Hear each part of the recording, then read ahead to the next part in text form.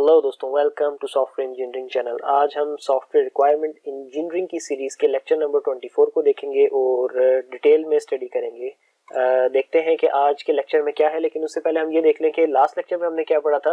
तो last lecture के अंदर हमने software requirement specification, in short जिसको एसआरएस कहा जाता है, उसको बड़ी डिटेल में स्टडी किया था और आप लोगों के सामने मैंने एक पीडीएफ फॉर्मेट के अंदर एक एसआरएस प्रिपेयर करके उसको भी बड़े अच्छे तरीके से एक्सप्लेन किया था। और उसी लेक्चर की डिस्क्रिप्शन में मैंने उसको डाउनलोड करने के लिए पीडीएफ फॉर्मेट में लिंक भी प्रोवाइड कर दिया था। अगर आप चाहें तो उसको डाउनलोड कर सकते हैं। आई होप सो कि आपने वो लेक्चर देख लिया होगा। अगर देख लिया है तो अच्छी बात है, अगर नहीं देखा है तो मैं आप लोगों को रिकमेंड करूंगा कि वो बहुत ज़्यादा इंपॉर्टेंट और बहुत ज़्यादा इन्फॉर्मेटिव लेक्चर है, उसको लाजमी देख लें, उसके बाद इस लेक्चर की तरफ आए। लेकिन अगर आप पहले इस लेक्चर को देखना चाहते हैं तो भी कोई इशू वाली बात नहीं है। ये दोनों लेक्चर आपस में इंटरलिंक नहीं है, आप इसको देखने के बाद भी जाके उसको देख सकते हैं।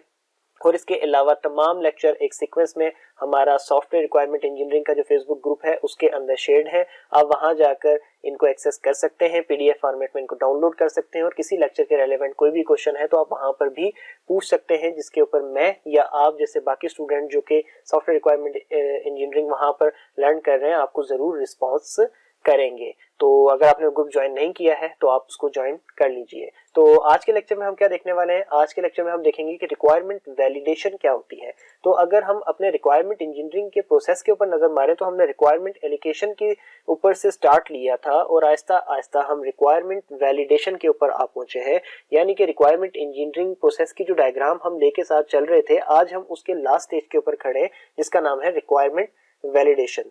इसके अंदर से आप रिक्वायरमेंट इंजीनियरिंग प्रोसेस की फाइनल स्टेज को तो कर जाएंगे, लेकिन इसका मतलब ये नहीं है कि रिक्वायरमेंट इंजीनियरिंग की प्लेलिस्ट में आज का ये लास्ट लेक्चर है। रिक्वायरमेंट इंजीनियरिंग में और भी बहुत कुछ सीखने वाला है, तो हम इससे आगे भी चीजें इसके अंदर डालते रहेंगे। बट रिक्वायरमेंट इंजीनियरिंग प्रोसेस के आज आप लास्ट स्टेज को सीखने वाले हैं जिसका नाम है रिक्वायरमेंट वैलिडेशन। तो हम सबसे पहले आगे चलते हैं और देखते हैं कि जो वैलिडेशन है उसके ऑब्जेक्टिव्स क्या होते हैं। Certifies that the requirement document is an acceptable description of the system to be implemented.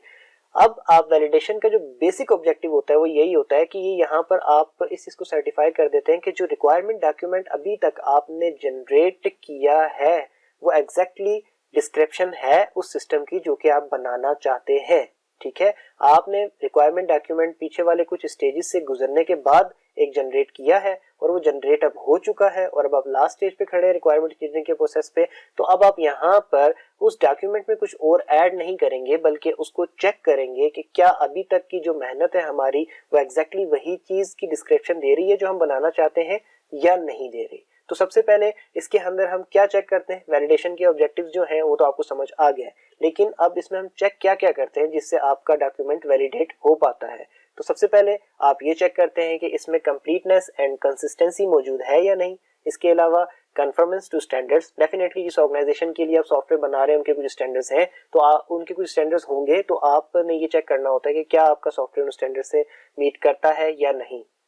इसके अलावा आप अगेन यहाँ पर आके चेक करते हैं कि क्या कोई रिक्वायरमेंट्स के अंदर कॉन्फ्लिक्ट्स तो नहीं आ रहा। इसके अलावा और कोई टेक्निकल एरर्स अगर पॉसिबल हो तो आप उसके लिए अपने डॉक्यूमेंट को दोबारा चेक करते हैं। जब आप ये सब चीजें चेक कर लेते हैं तो आपका डॉक्यूमेंट जो है वो वैलिडेट हो जाता है। अब इससे आगे एक चीज एनालिसिस एंड वैलिडेशन। अमूमन लोग इन चीजों को एक ही चीज समझ रहे होते हैं, बट इन दोनों के अंदर फर्क है। एनालिसिस और वैलिडेशन में सबसे बेसिक फर्क को अगर देखा जाए तो बेसिक फर्क यह है कि एनालिसिस उस वक्त होता है जब आप स्टेक होल्डर से रिक्वायरमेंट फर्स्ट टाइम ले रहे होते हैं, यानी कि रॉ रिक्वायरमेंट ले रहे होते हैं। फॉर एग्जांपल आज आप सॉफ्टवेयर किसी कंपनी के साथ आपकी डील हुई है सॉफ्टवेयर बनाने के लिए और आज आप first time system stakeholder से मीटिंग कर रहे हैं और उससे रिक्वायरमेंट्स ले रहे हैं। ठीक है, और आप रिक्वायरमेंट जो ले रहे हैं तो डेफिनेटली वो फाइनल रिक्वायरमेंट नहीं है, वो रॉ रिक्वायरमेंट्स हैं जो कि आप फर्स्ट टाइम स्टेक होल्डर के साथ बैठ के ले रहे हैं। तो वो रिक्वायरमेंट लेने के बाद आप खुद से क्वेश्चन करेंगे कि have we got the right requirement. ठीक है, तो वो जो क्वेश्चन होगा उस स्टेज के ऊपर इस चीज को एनालिसिस करना कहते हैं। तो एनालिसिस कब होता है? जब आप रॉ रिक्वायरमेंट स्टेक होल्डर से डायरेक्ट ले रहे होते हैं और उस वक्त आप चेक कर रहे होते हैं कि क्या हम ठीक रिक्वायरमेंट ले रहे हैं या फिर ठीक से रिक्वायरमेंट ले रहे हैं। तो वो जो स्टेज होती है उस वक्त साथ साथ चेक करने को एनालिसिस कहते हैं। और वैलिडेशन कब आती है? वैलिडेशन उस वक्त आती है जब आप सारी रिक्वायरमेंट ले चुके हैं, नेगोशिएशन के स्टेज से गुजर चुके हैं, एग्रीड सेट ऑफ रिक्वायरमेंट्स को जनरेट कर लेते हैं और ये सब काम करके रिक्वायरमेंट इंजीनियरिंग के फेज से बाहर आने वाले होते हैं। तो आप एक दफा फिर खुद से क्वेश्चन करते हैं कि have we got the requirements right, और वो जो क्वेश्चन होता है वो आपका वैलिडेशन होता है। क्वेश्चन से अगर आपको चीजें क्लियर नहीं हो रही तो इन शॉर्ट आप इतना याद रखें कि एनालिसिस वो है जब आप स्टेक होल्डर से फर्स्ट टाइम रिक्वायरमेंट ले रहे हैं तो उस वक्त आप साथ साथ चेक करते हैं रिक्वायरमेंट्स को, तो वो एनालिसिस हो गया।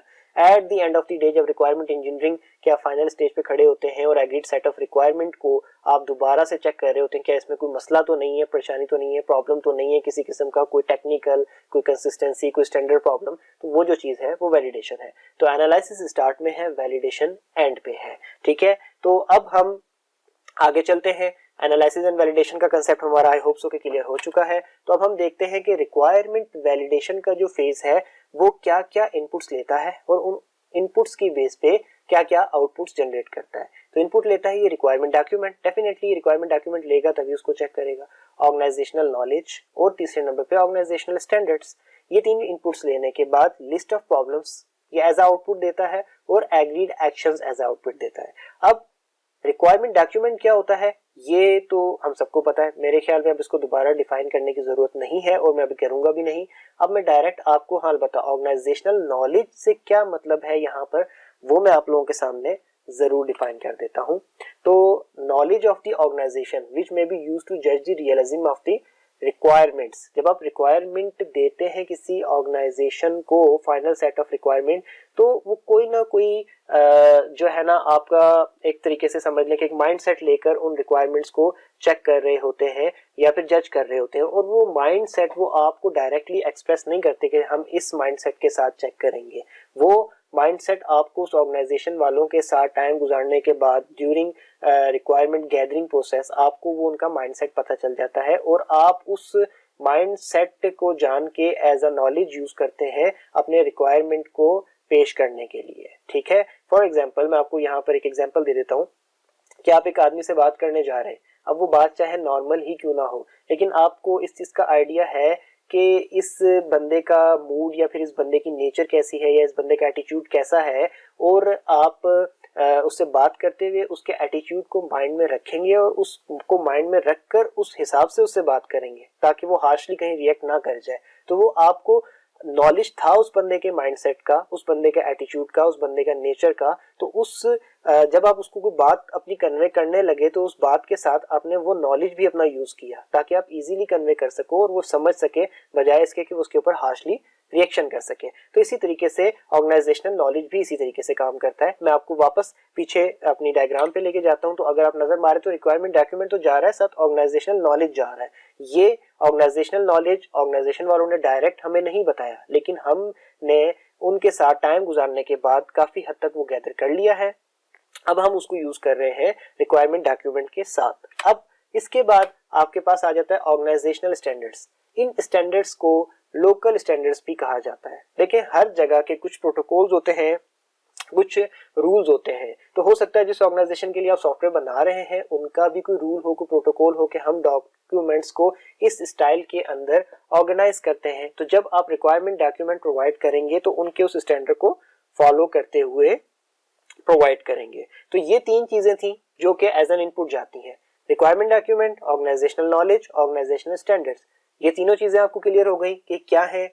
और उसके बाद अब आउटपुट की तरफ हम जाते हैं तो इससे आउटपुट क्या जनरेट होती है और उसमें क्या है, लिस्ट ऑफ प्रॉब्लम और एग्रीड एक्शंस। अब हम बारी बारी इन दोनों चीजों को देख लेते हैं कि क्या है। अब list of problem, list of discovered problems in the requirement document. आप रिक्वायरमेंट को वैलिडेट कर रहे हैं तो रिक्वायरमेंट बल्कि रिक्वायरमेंट डॉक्यूमेंट को वैलिडेट कर रहे हैं। तो वैलिडेट करने से क्या मतलब है, हमने स्टार्ट में देख लिया था कि वैलिडेट करने से मतलब ये होता है कि हम ये चेक करते हैं कोई टेक्निकल इशू तो नहीं है, कहीं स्टैंडर्ड्स के अगेंस्ट तो नहीं जा रहे, कहीं रिक्वायरमेंट कंफ्लिक्ट तो नहीं आ रहा। हम ये सारी चीजें चेक करते हैं। तो जब हम चेक करेंगे तो दो ही आंसर आएंगे, या तो कोई प्रॉब्लम नहीं होगी या फिर एक दो या फिर बहुत सी प्रॉब्लम्स होंगी। तो हम क्या करते हैं, हम उन तमाम प्रॉब्लम्स को जो कि आइडेंटिफाई होती हैं या फिर जो कि डिस्कवर होती हैं हम उनकी एक लिस्ट बना लेते हैं। तो वो लिस्ट रिक्वायरमेंट वैलिडेशन के अंदर से एज एन आउटपुट निकलती है पहली। और उसके बाद दूसरी चीज क्या है, एग्रीड एक्शंस। अब ये क्या है, list of agreed action in response to requirement problem. जब आप कि कोई प्रॉब्लम्स आएंगी, मुख्तलिफ किस्म की प्रॉब्लम्स आपके सामने आएंगी एज एन आउटपुट की इस रिक्वायरमेंट डॉक्यूमेंट की फलानी रिक्वायरमेंट में ये प्रॉब्लम है, फलानी रिक्वायरमेंट में ये प्रॉब्लम है, तो आप क्या करोगे कि आप कुछ एक्शंस के ऊपर भी एग्रीड करोगे। वो एक्शन जो कि आप लेना चाहते हो उन रिक्वायरमेंट के प्रॉब्लम्स को ठीक करने के लिए। अब किसी एक प्रॉब्लम को ठीक करने के लिए एक से ज्यादा एक्शंस भी मौजूद हो सकते हैं, लेकिन आप उसके अंदर से किसी एक एक्शन पे एग्री करोगे। तो आप क्या करते हो कि जब प्रॉब्लम्स जनरेट होती हैं तो साथ साथ आप एक्शंस को भी एग्री करते हो कि इस प्रॉब्लम को ठीक करने के लिए हम ये एक्शन लेंगे, इस प्रॉब्लम को ठीक करने के लिए हम ये एक्शन लेंगे, और उसकी भी एक पूरी लिस्ट बन जाती है। तो रिक्वायरमेंट वैलिडेशन के अंदर से जो डायग्राम दिखाई गई थी, अब आप दोबारा देखें तो आपको इजीली समझ आ जाएगी कि 3 इनपुट्स आपने दी तो उसकी बेस पे आपको प्रॉब्लम्स मिली, और उन प्रॉब्लम को सॉल्व करने के लिए क्या एक्शन लेने चाहिए उसकी लिस्ट मिली। तो ये होती है आपकी रिक्वायरमेंट वैलिडेशन, ठीक है। और आई होप सो कि यहाँ तक आपको चीजें समझ आ गई होंगी। अगर फिर भी किसी चीज को लेकर कोई कंफ्यूजन है तो आप जो है मुझसे, मेरा ट्विटर अकाउंट आपके सामने है, आप मुझे वहां पे फॉलो करके क्वेश्चन कर सकते हैं। नीचे फेसबुक पेज का लिंक दिया हुआ है, आप उसको लाइक कर लीजिए ताकि आपको इन्फॉर्मेशन मिलती रहे हमारे आने वाले लेटेस्ट लेक्चर की। वीडियो अच्छी लगी हो तो लाइक करके प्लीज चैनल को सब्सक्राइब कर दें और हमें सपोर्ट करें। दोबारा मिलते हैं किसी नेक्स्ट वीडियो में, तब तक के लिए अल्लाह हाफिज।